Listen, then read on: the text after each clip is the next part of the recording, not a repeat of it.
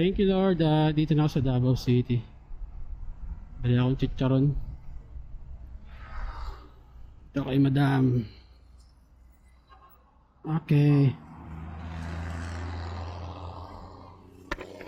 Ma'am, ano lang yung 100? Isa lang ma'am. Katong dili spicy ma'am. Yung dili spicy. Laki nito, chicharon, 100 pesos lang. Nabay itong mga may unod. Ate, kana na lang. Bago man na siya ma'am, no? Na, gagon pa. Mamat. Sa atin na gaya ang ating chicharon. Ay. Dito siguro. Yan. Okay, let's go. Meron tayong pasalubong na chicharon. Thank you Lord at sa Davao City na ako, no? Galing nga pala ako ng Digo City mga brad. Hindi na ako nag-record ng video kasi marami na akong masabi eh. Ganyan nga, inon ko lang para pakita lang sa inyo na bibili ako ng chicharon. Pagyayabang ko lang sa inyo na ang laki ng chicharon dito, 100 pesos lang, diba? Siya nga pala, hindi ko pa naayos yung yung video ko na gamit ko yung Insta360 X4 Air. Kasi nahihirapan pa ako siyang i-edit, no? Kasi nasasayang yung 4K resolution o kahit nga 2K resolution mga brad, nasasayang. Kasi nag-edit ako ng video sa KineMaster lang mga brother, sa phone lang po, no? So nag-try po ako mag-edit sa Insta360 Studio. Wala siya nung wala siya nung ibang ba tawag dyan, system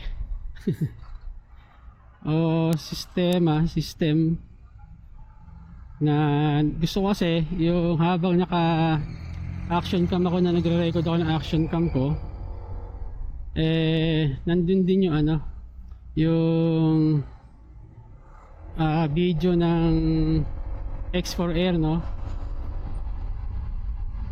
So actually nagawa ko siya, kaso nga lang ang pangit nung bumaba yung resolution mga brother. Naging 1080p lang. Kasi hanggang 1080p lang si KineMaster mga brad. Wala siya. Sana nga, no? Kahit 2K meron sana. Para maganda-ganda at malinaw yung video natin, no? So yun nga. So ang naisip ko, ikat na lang. Ikat ko na lang yung audio, yung boses ko sa record ko dito sa aking action cam. Then ipapasok ko dun sa record ko sa X4 Air, kasi wala pa akong external mic o Bluetooth mic para sa X4 Air ko mga brad, no? So yun po yung naiisip kong diskarte. Kaso ang hirap po. matagal na editan, and wala pa akong masyadong time para gawin yon, kasi may trabaho din kasi ako mga brother eh. Then pag nasa bahay naman ako, asikaso ko ng mga puppy, kasi nanganak yung Rottweiler ko. So meron siyang remaining na 3 puppies, puro babae. Ito sila mga brother.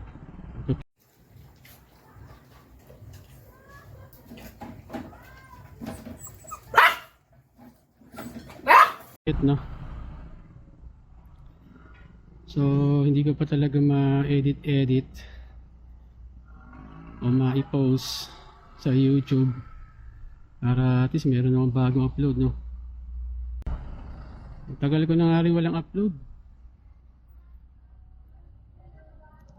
Although konti lang subscriber natin mga brad, pero dapat mag-upload ako eh.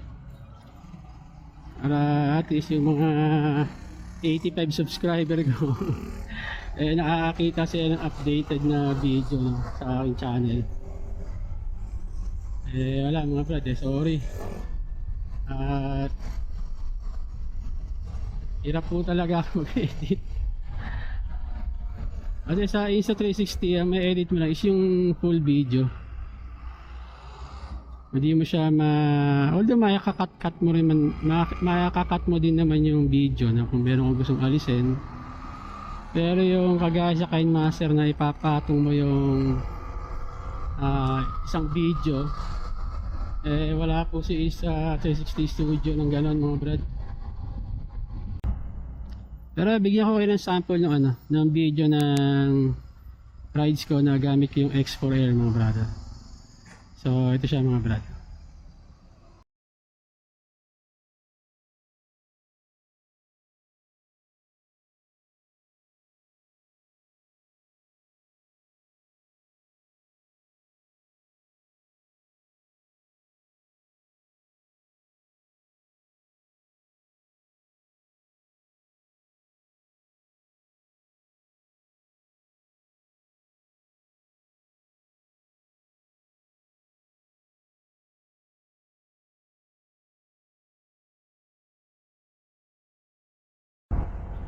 Yan po ay pumunta ako ng Jensen niya mga brother gamit yung X4Air. So yan po yung kuha niya. 4K ang gamit yung resolution dyan. Amaze na amaze ako mga brad sa paggamit ng Insta360 camera no? Na Insta360 yan.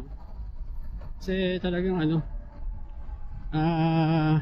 maiikot mo yung yung video mo. Kita mo harap, gilid, tsaka likod. Tapos may zoom mo pa, zoom in, zoom out. Maganda talaga mga 360 camera no. Especially sa Insta360. Sabay kasi wala naman talaga ako iba pang nagagamit na 360 camera kundi Insta360 pa lang.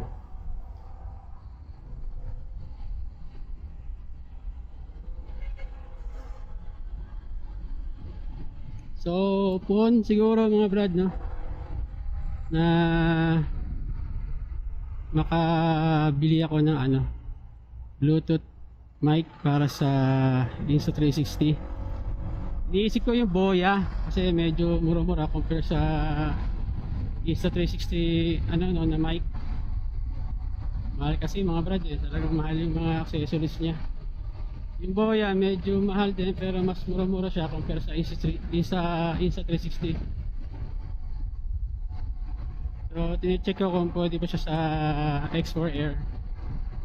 Kasi Bluetooth naman ang magiging niya connection, hindi na wired. So eto na muna. Dito na natin tapusin yung video mga brad no. So thank you sa panonood sa maiksing video ko mga brad. So wait na lang pag may-upload ko yung mga ibang video mga brother. So ride safe mga brad. God bless us all. Peace.